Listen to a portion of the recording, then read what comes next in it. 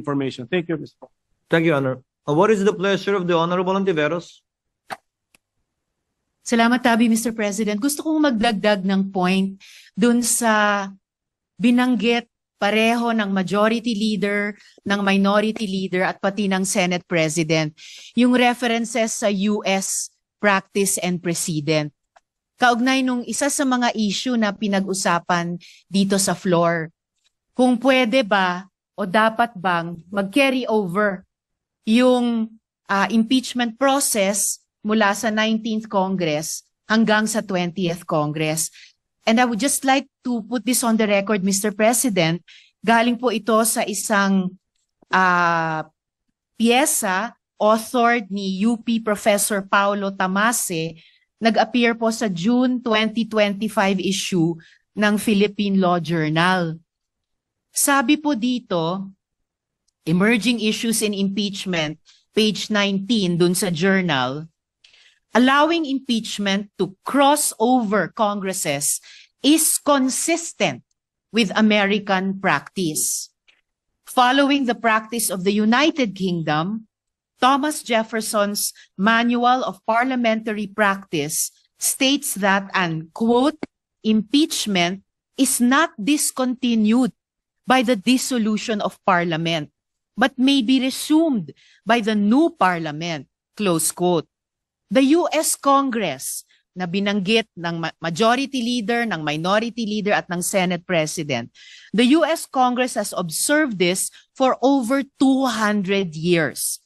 From the 1803 impeachment of Judge John Pickering to that of Judge Porteus in 2009.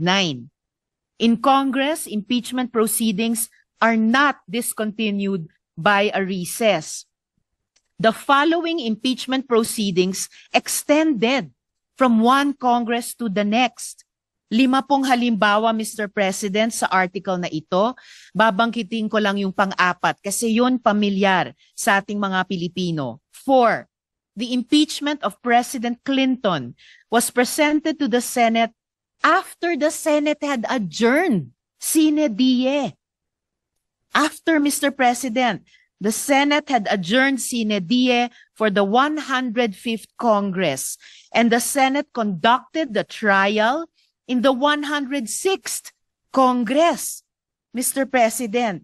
So, for the record lamang po, dahil very, very pertinent sa binanggit ng majority leader, ng minority leader, at pati ng Senate President na following U.S. practice and precedent. And with one very recent concrete example po dun sa impeachment ni U.S. President Clinton. So I hope that we can consider this in our own decision-making, Mr. President, even after the rescheduled presentation by the House prosecutors to the Senate as an impeachment court on 11th June. Salamat, Tabi, Mr. President. Duly noted and entered into the records. Majority Floor Leader.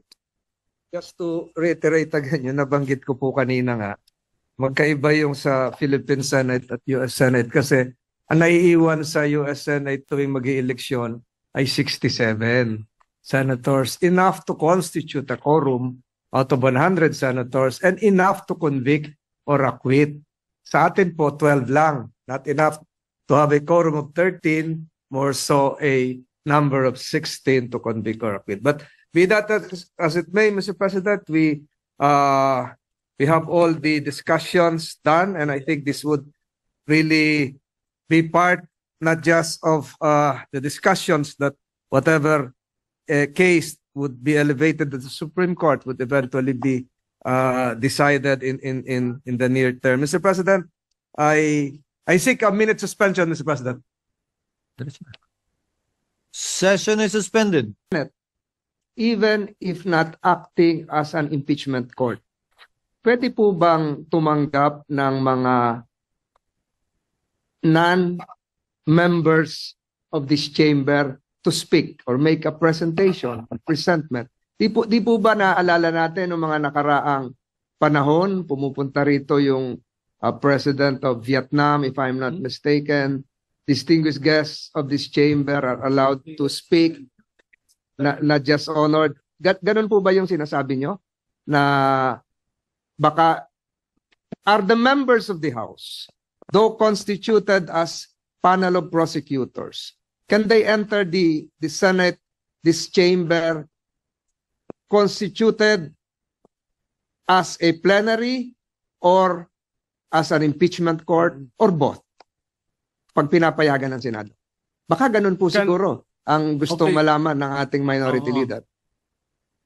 Just for the information of the majority leader, yung appearance of the House prosecutors before the Senate kanina sanang 4 o'clock, June 2, appeared in the impeachment calendar prepared by the Senate President. Hindi ako may idea nun. At saka, when we read our Senate impeachment rules, wala din dun yun. So they will That's be why- appearing that's why- before an impeachment court. That's, Yun po. that's why this is the request for information. Now, what did the Senate President have in mind when he scheduled this for June 2? And I think it's clearly, since 4 p.m. siya, it's clearly an appearance before Senate, Yes. the plenary session of the Senate. Again, the Yes. basis is US practice. That is how they do it in the United States, where we lifted portions of our own impeachment rules. That's where it came from. Practice and precedents in the United States. And per our legislative rules, we can waive We the rules so that we, can allow suspend the non-members rules to allow speak. it. Di ba dito, recently nagsalita rin si former UN Secretary Korean, General. South Korean. Huh? The South Korean. Yes, that's UN Secretary General. So That can be so we allowed. can do it. Yes, yes. Again, that can be allowed. Again, plenary action is necessary, and the plenary will decide on this matter. So just a few more requests for information, Mr. President. So, Mr. President, His Honor, around 4 days ago, sent notice that the June 2, 4 p.m. appearance of the panel of prosecutors will be moved to June 11, 4 p.m. Yes. So, okay. Now, what is now the calendar that His Honor has in mind? Kasi dati meron kang June 2, 4 p.m. appearance, then June 3, morning, we convene the Senate as an impeachment court. So where is that? Where is this convening now? Where is it now when you move the Sabay- appearance to June 11? Sabay na po, because by that time, by June 11, wala na rin po tayong hinahabol na kailangan i-second or i-approve kung meron man, ratification na lamang ng mga bicameral conference committee reports. And we will be doing both at the same time. If at all, the reading of the articles of impeachment, the referral to the Committee on Rules, the convening of the impeachment court, if at all again, the oath of the senator judges, if at all again, all that we can do as an impeachment court would be to issue summons Yes, yes. Oh, requiring the respondent to answer within 10 days. but were we sent notices na ganun ang mangyayari? I'm Now, sorry. Were the senators sent notices or informed that after the appearance of the House panel of prosecutors, there's a possibility that we will convene as a court? That was- Para ready kami. Wala pa. Wala pa nga po. Kaya Wala malapit pa. na po yung June 11. Wala pa naman talaga eh. Kasi nung pinadala yung notice na yun, it was addressed, if you notice, it was addressed to the House that they will be presenting the articles of impeachment on that date. The notice, insofar as the impeachment court itself is concerned, these discussions would be very helpful, Your Honor, because this will be part of how the Senate as a body will be deciding on what to do after the articles of impeachment shall have been read and presented before the body. Yes, but Mr. President, nung in-issue kasi ninyo yung impeachment calendar last February, at least you were that detailed na sinabi nyo na po yung convening of the impeachment court. Ngayon sana po, nung dinifer si June to appearance, sana pati po yung convening as an impeachment court, nasabi na rin when that is para may idea. Well, thank you for the opportunity to clarify. Since that is our last day, this representation has no intentions of actually convening the court, if at all, on another date other than the 11th, unless the Senate as an impeachment court provides otherwise. So we will be convening on that date, barring any unforeseen circumstances, barring any procedural motions that will be made, and will be settled by the plenary at that time.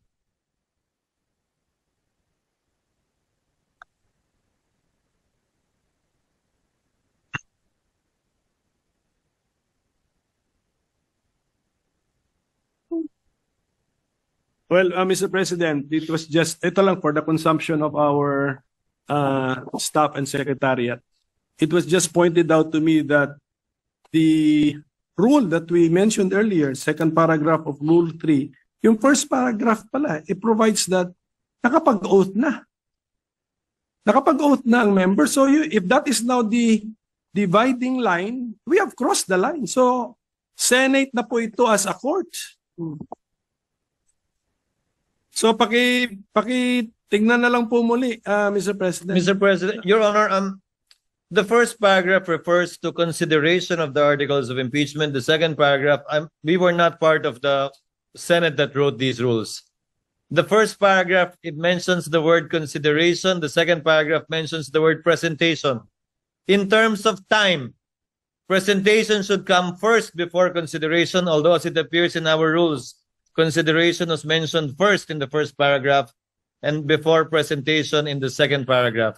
But in terms of order, Your Honor, presentation should logically come first before consideration of the articles of impeachment. And then Where there is nothing to consider unless presented. And then in the next breath, it talks about the trial na.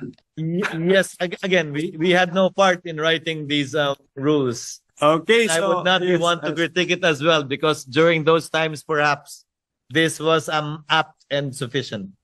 So Mr. President, maybe now, kasi ang media nagtatatanong sa akin, pinapa-speculate pa ako na, just for the record, what is now the reason that His Honor has taken the initiative to reset the June 2, 2025, 4 p.m. appearance of the panel of prosecutors before the Senate plenary to June 11, 4 p.m.? What's in the the main letter reason, Mr. addressed to President? Speaker Martin, copy furnished to all of the senators as well as Vice President Sara Duterte. Given the meeting we had at LEDAC with His Honor's presence, several bills needed to be approved and taken up before we finally finish and wind up the 19th Congress. Meaning to say some bills need to be approved on second reading within the week today, so that we can do third reading next week. Some bills have to be approved on third reading today and within this week, so that bicameral conference committees can finalize and iron out the disagreeing provisions between the Senate and House versions, so that we would still have time next week to either ratify these bicameral conference committee reports or still do third reading in compliance with the constitutional requirement of 3 readings on 3 separate days, at least 3 days after it's approved on second reading. So, sige, last question na lang, Mr. Apa. President. Per our rules or practice, how would we now react to the receipt of the articles of impeachment last February 5, 2025? How should the Senate, as a legislative body in plenary session, react to that receipt? In line with Article 1 of our impeachment rules, which makes mention of the authority and responsibility of the President of the Senate.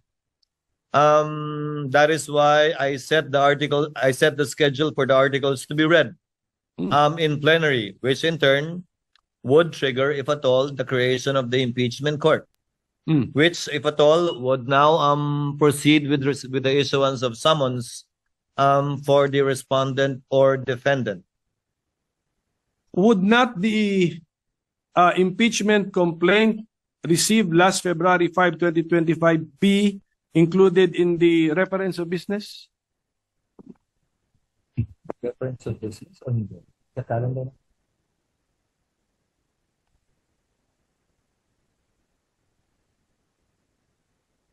Ano ito? Ito ba a person versus that person? It will be included in the reference of business, yes. Supposedly today, kung natuloy tayo today, but on June 11, so that it can be included in the agenda for that particular day. That's my point, Mr. President. Kung i-reference of business, why are we not doing it today? Anong damage kung gawin natin today? Pwede rin naman. Hindi pa tayo Yes. nagbabasa ng reference Yes, of yun business. na nga. Sure. Pero wala no? Are we doing it today? Kasi February 5 pa yun. That's why I'm mentioning the date that it was received, February 5. So can we include it in the reference of business today? Kasi parang mas normal eh. Mas normal yun eh. Kung We will na-receive look yung- into it, Your Honor. I tend to agree with this Honor's position. It's We just will no- take it up with the Secretary. It's just normal, Mr. Yes, President. yes, yes. Receive last February 5, you're reporting out today. Okay?